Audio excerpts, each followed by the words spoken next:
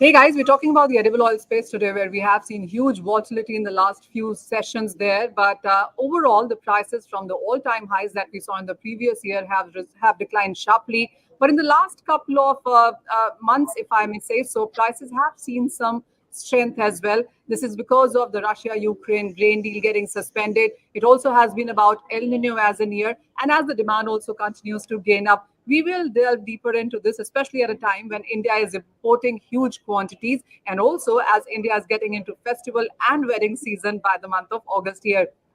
Joining us to do all of that conversation is Mr. Sandeep Bhan. He's CEO, Sime Darby Oil Trading Private Limited. Sandeep, hi, what a pleasure to have you on the show today.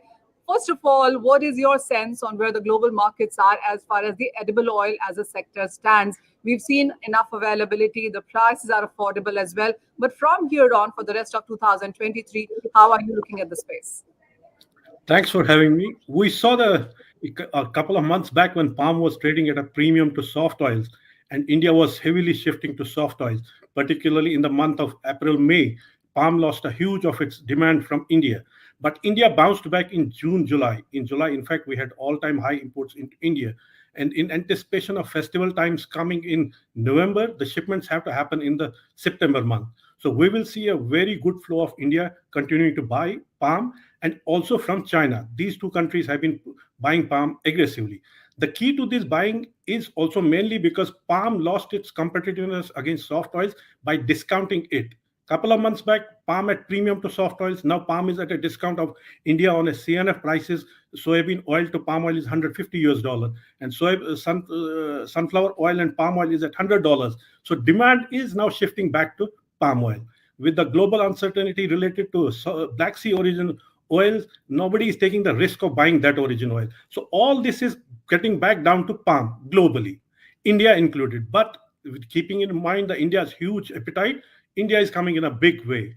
In fact, when May the prices collapsed down to 3,200 ringgit in the futures market, it was only India and Chinese coming back to the market that pushed it back to 4,100. So we see in coming months, we'll see in the short term, supply is not an issue. August, September, we see still there is growing production in the countries, but being a cheapest oil now, we will continue to see all countries globally coming to palm, and that should keep palm well supported. As long as we have this spread of discounts of $100 and $150, palm will continue to see the demand globally, and that keeps it well supported till the end of this year.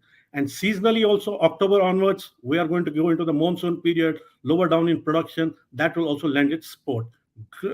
Black Sea origin risk remains, and that transfers demand to palm. So overall, it looks good for palm. Sandeep, just coming to the point that India imported record quantities in the month of July, do you see this pattern continue going forward in months?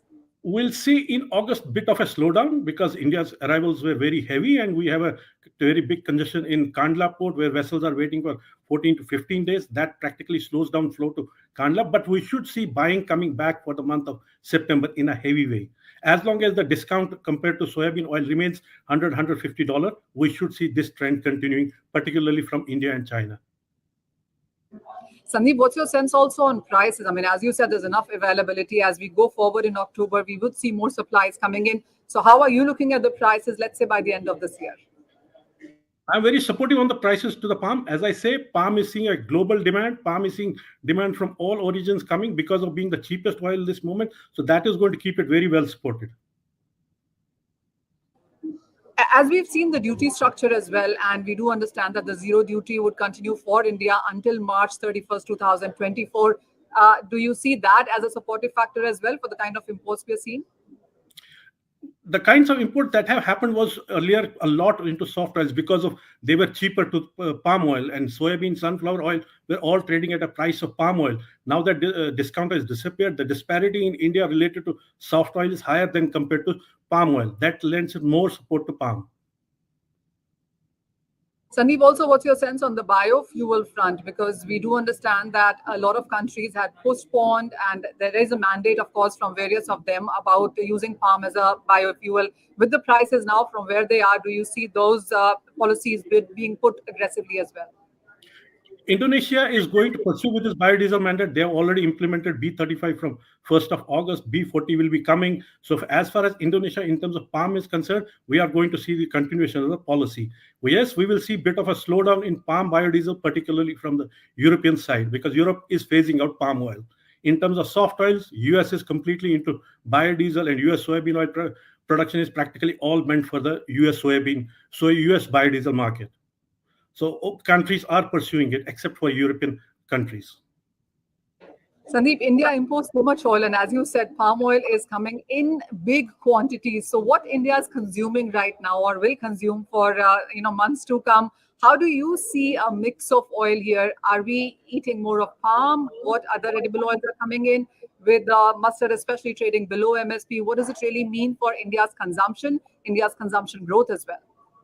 So we are very positive on India. Indian consumption is growing. Indian requirements are growing, and we don't see anything slow down in palm flow to India. It's only going to increase. The product ratio of crude palm oil to refined palm oil might change it, but in terms of total quantities, it's only going to grow. Is there a number, Sandeep, that you're putting in sense of Indian demand growth? I mean, I do understand there is a population growth, and that incremental growth is something that we will continue to see here. But what is the pattern that you've seen in sense of annual demand growth? Couple of months we were calculating at a 600,000 tons per month basis, because at that time we are taking the prices of soft oils as a competition to palm, and that would keep the Indian demand bit low. But now with that spread back into the market, palm calculations are going between 800 to 850,000 tons per month in next couple of months. So, Sandeep, would you say that barring, every other commodity really seems to be surging right now, starting with crude to what wheat and rice have done? We've seen pulses prices gain up as well. Would you say edible oil is going to be one pocket where perhaps inflation concerns would not arise from? See, we had this inflation-related issue in the beginning of this year also. I think we discussed in one of the conferences also on the inflation. But it seems that inflation is not impacting much on the oil, because oil is still required commodity. It's only growing. And are you at all concerned about the El-Nino impact on the edible oil production, or do you think this is again one sector which perhaps could sail through that too? El-Nino, we have to keep a watch on it. We are not completely ruling out. If it all happens, its impact will be more in the early of 2024. But we haven't yet decided. We haven't yet taken into the books that it's off. Yes, the impact might be there.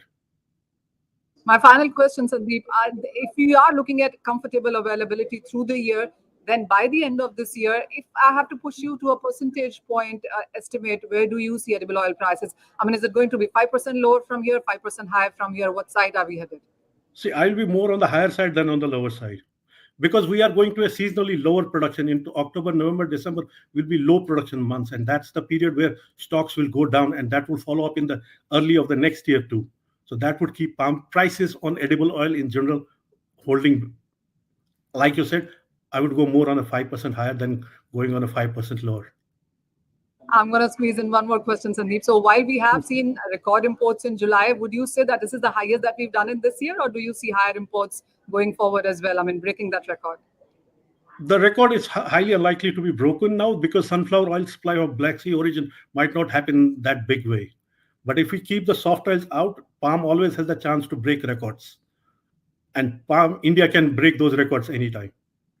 All right. Sandeep, as always, thank you so much for joining us today on a conversation. So that's about edible oil prices going higher from here. And India's availability, or rather India's imports, are expected to make further records in this year itself. Thank you as always. Appreciate your time. Thanks for having me.